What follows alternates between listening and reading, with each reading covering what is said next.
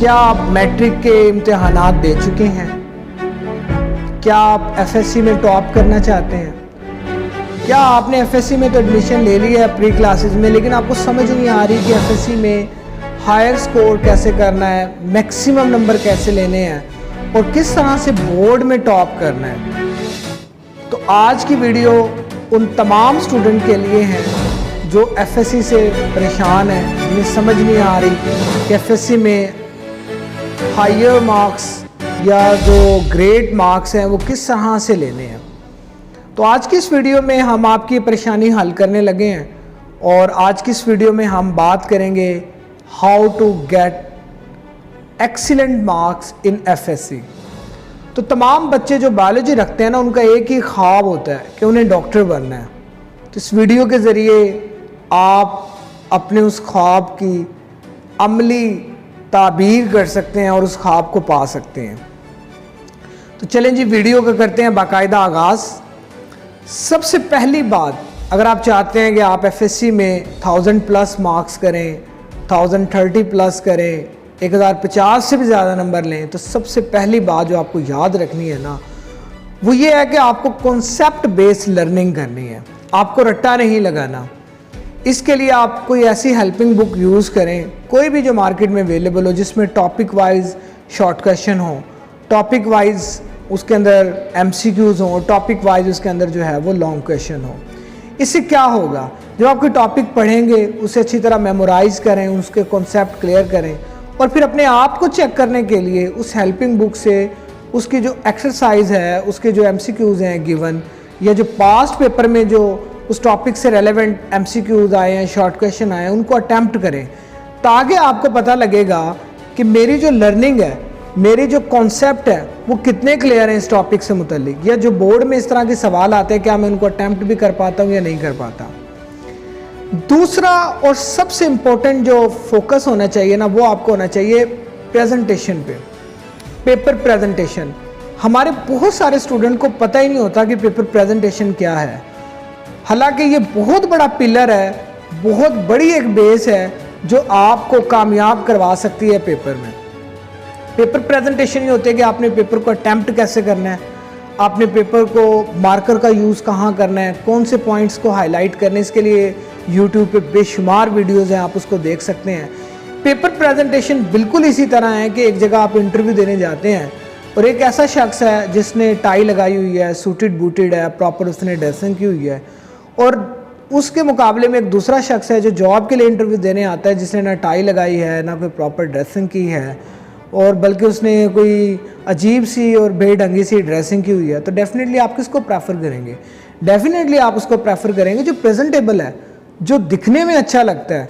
तो एग्जामिनर के पास आप नहीं जाते, आप क्या हैं, कितना टैलेंट है, कितना नहीं है, ये एग्जामिनर को नहीं पता, मगर आपका पेपर इस बात का यानी शाहिद होना चाहिए, आपका पेपर इस बात की गवाही दे कि you are a brilliant student. So paper presentation पे फोकस कीजिए, मार्कर का इस्तेमाल सीखिए और इससे आपका पेपर में एक निखार आएगा और डेफिनेटली आप जो है वो बहुत अच्छे नंबर जो हैं वो ले सकेंगे। याद रखें, जितने भी बोर्ड टॉपर्स हैं, जितने भी स्टूडेंट हैं जो 1000 प्लस करते हैं, 1050, 1060, इवन 1080-90 वाले बच्चे भी, उनकी एक्सीलेंट प्रेजेंटेशन स्किल्स होती हैं। उनका जो पेपर प्रेजेंट करने का जो तरीका है वो आउटस्टैंडिंग होता है। दैट्स वाई वो बोर्ड में टॉप करते हैं। तीसरी और इम्पॉर्टेंट चीज़ है वो ये कि आप हार्ड वर्क करें, आप मेहनत करें, क्योंकि जो मेहनत की जो कमी है ना जी, वो आप किसी भी चीज़ से दूर नहीं कर सकते। हाँ, आप ज़हीन नहीं हैं, आप इतने ज़्यादा आप चीज़ों को जल्दी लर्न नहीं कर पाते, तो आप जहानत की कमी को मेहनत से पूरा कर सकते हैं, लेकिन मेहनत की कमी को जहानत से नहीं पूरा कर सकते। तो आपने हार्ड वर्क करना है, दिन और रात मेहनत करनी है, एक एक कॉन्सेप्ट को क्लियर करना है और एक एक टॉपिक की आपको समझ होनी चाहिए। इसके बाद ये चौथी एक मैं आपको टिप दूंगा जो कि मैंने अपने इस एजुकेशनल कैरियर में और पिछले 5 सालों में जो मैंने चीज़ सीखी है टीचिंग करते हुए, वो ये कि हमारे यहाँ जो बहुत सारे स्टूडेंट होते हैं ना, ख़ास तौर पे जो ज़हीन स्टूडेंट भी हैं, वो आर्ट्स के सब्जेक्ट पे फोकस नहीं कर पाते। मिसाल के तौर पे वो उर्दू पे इतना फोकस नहीं करते, वो पाक स्टडी पे इतना फोकस नहीं करते, वो इसके अलावा इस्लामियात पे इतना फोकस नहीं करते और उन्हें आर्ट्स के सब्जेक्ट में डिफ़िकल्टी होती है। तो बेशुमार मरतबा मैंने अपने इस कैरियर में, अपने इस टीचिंग के सेशन में मैंने देखा है, एक बच्चा 75 आउट ऑफ 75 बायोलॉजी में लेता है, 70 आउट ऑफ 75 केमिस्ट्री में लेता है, लेकिन 75 में से उसके 49, 42 यू कैन से कि इस तरह से लेस देन 50 उसके नंबर होते हैं उर्दू में। तो सारी की सारी एवरेज जो उसने साइंस सब्जेक्ट में ली होती है वो इधर आके धड़ाम से नीचे गिर जाती है और वो अच्छा स्कोर नहीं कर पाता। क्यों? क्योंकि वो आर्ट्स के सब्जेक्ट पे फोकस ही नहीं करता, वो उनको उस तरह से वैल्यू ही नहीं देता। तो आपके चाहे उर्दू का सब्जेक्ट हो, चाहे आपका जो है वो इस्लामियात का सब्जेक्ट हो, चाहे वो आपका पाक स्टडी का सब्जेक्ट हो, आपने इस पर फोकस करना है। और पाक स्टडी में मैंने खुद अल्हम्दुलिल्लाह, जब मैं I was a student of second year, I got 49 out of 50, यानी 50 में से 49 मेरे थे। और मैं अपने दौर में कॉलेज में चंद एक स्टूडेंट थे, कोई 3-4 गिनती के, जिनमें बोर्ड टॉपर भी शामिल थे, उनमें से भी मैं शामिल था कि मेरे 49 आउट ऑफ 50 थे पाक स्टडी में।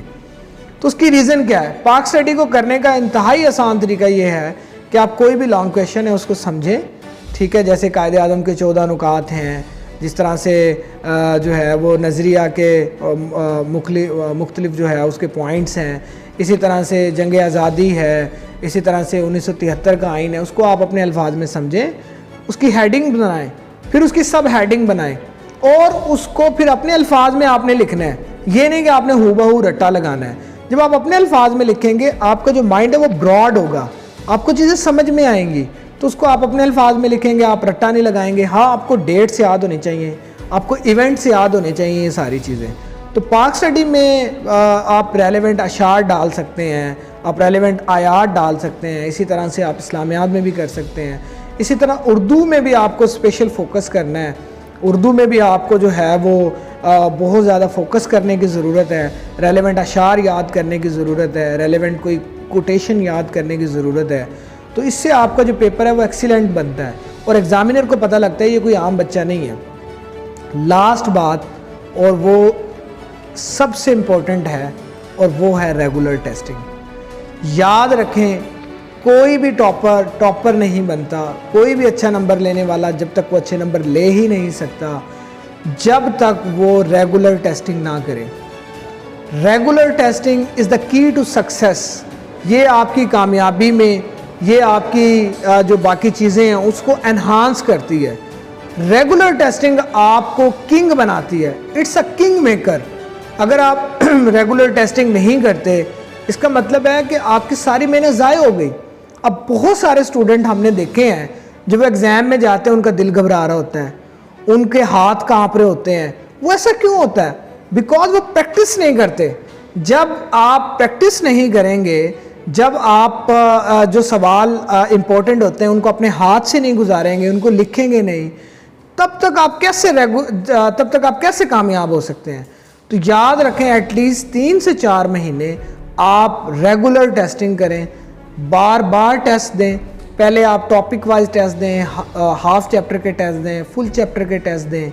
उसके बाद आप हाफ जो है वो क्वार्टर टेस्ट कर लें, फिर हाफ बुक और फिर फुल बुक। पूरी एक सीक्वेंस होनी चाहिए। पूरी किताब एटलीस्ट 3 टाइम्स आपकी जो है वो हाथ से गुजरी हुई हो। आप इतने टेस्ट दें, रेगुलर टेस्ट दें कि आप थक जाएं और आप बोर होने लग पड़ें।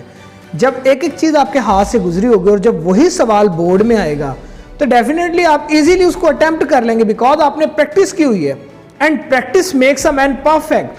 तो अगर आपने परफेक्ट बनना है तो आपको रेगुलर टेस्टिंग करनी है। और इसके अलावा जो पास्ट पेपर है आप उनकी भी प्रैक्टिस कीजिए, उनको भी देखिए कि पास्ट पेपर में किस तरह से सवाल आए हैं, किस तरह से उसने टॉपिक में से सवाल को लिया है। तो ये तमाम चीज़ें, यानी concept based learning, paper presentation, hard work, आप अपने जो आर्ट्स के सब्जेक्ट हैं उन पे फोकस करें, उनको देखें। इसके अलावा रेगुलर टेस्टिंग, ये डेफिनेटली आपको जो है एक ब्रिलियंट स्टूडेंट बना देगी। आपके आउटस्टैंडिंग रिजल्ट्स होंगे और आप डेफिनेटली बोर्ड में टॉप कर सकते हैं। डेफिनेटली आप 1050, 1070 ईजीली ले सकते हैं। मैंने अपने कैरियर में जितने भी मेरे ब्रिलियंट स्टूडेंट थे जिन्होंने भी बहुत अच्छा स्कोर किया, मैंने उनमें ये तमाम क्वालिटीज़ जो है ना मिली और मुझे उनमें नज़र आई है तमाम क्वालिटीज़। तो आप इन पे फोकस कीजिए, इंशाअल्लाह अज़ीज़ आप भी एक्सीलेंट रिज़ल्ट हासिल करेंगे। अगर आपका कोई भी सवाल है तो आप ज़रूर कीजिए, कमेंट सेक्शन आपके लिए हमेशा खुला है। Wish you best of luck. अल्लाह हाफिज़। अस्सलाम वालेकुम।